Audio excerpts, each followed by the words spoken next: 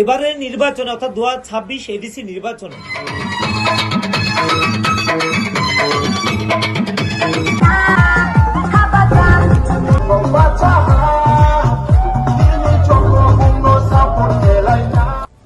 BJP এবং মথা যখন পৃথকভাবে লড়াই করছে তখন যারা প্রকৃত মথা সমর্থক তারা অত্যন্ত এটাকে স্বস্তিদায়ক মনে করছেন। আবার যারা প্রকৃত বিজেপি তারাও কিন্তু এই নির্বাচনে তারা অনেকটা স্বস্তি বোধ করছেন, কারণ লড়াইটা এবার হচ্ছে মথা ভার্সেস বিজেপি সরাসরি লড়াইটা হচ্ছে। যদিও এই লড়াইয়ের মধ্যে প্রশ্ন থাকতে পারে যে নির্বাচনের পর এডিসির পর ফলাফলের পর কি হবে, এটা বিজেপি দল এবং মথা দল ভালো জানেন। বা এর অন্দরে কোনো কৌশল রয়েছে কিনা, নির্বাচনী কোনো অঙ্ক রয়েছে কিনা, সেটাও তারা ভালো জানবেন।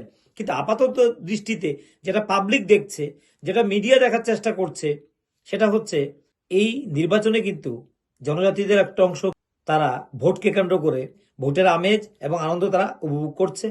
বিজেপি দল তারাও তাদের দলীয় সিম্বল দিয়ে তার দলীয় তাদের প্রচারের জন্য গান তৈরি করেছে, নির্বাচনী সঙ্গীত গান, এবং মথাও সেই সঙ্গীতে নির্মাণে বা সেই সঙ্গীত তৈরিতে তারা পিছিয়ে নেই এবং তাদের কর্মীরাও কিন্তু আনন্দ উল্লাস করছেন, নাচছেন, গাইছেন, নির্বাচনী প্রচার অংশগ্রহণ করছেন। আবার মাঝে মাঝে সে তাল ভঙ্গ করে দিচ্ছে মিডিয়ার উপর, কখনো আক্রমণ, কখনো একদল অন্য দলের উপর অভিযোগ করছে, আক্রমণ করছে। এই ঘটনাগুলিও ঘটছে। আমরা দেখাচ্ছি যে দুদলের কর্মীরা কিভাবে তারা আনন্দ উপভোগ করছে ভোটের আমেজে। এটা সম্ভব হয়েছে। একটা অংশে মানুষ চাইছিল, বিশেষ করে বিজেপির, তারা চাইছিল বিজেপি পৃথকভাবে লড়াই করুক। আবার মথাও দাবি করছে, আমাদের কর্মীরাও দাবি করছে যে আমরা পৃথকভাবে লড়াই করি, আর তার জন্যই আমরা জোটে যাইনি বিজেপির সঙ্গে।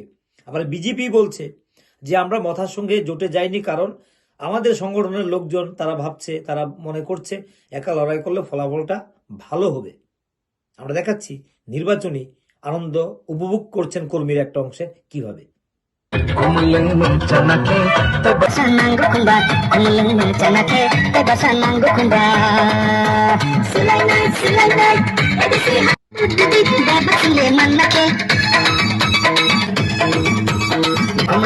Chanake, te vas a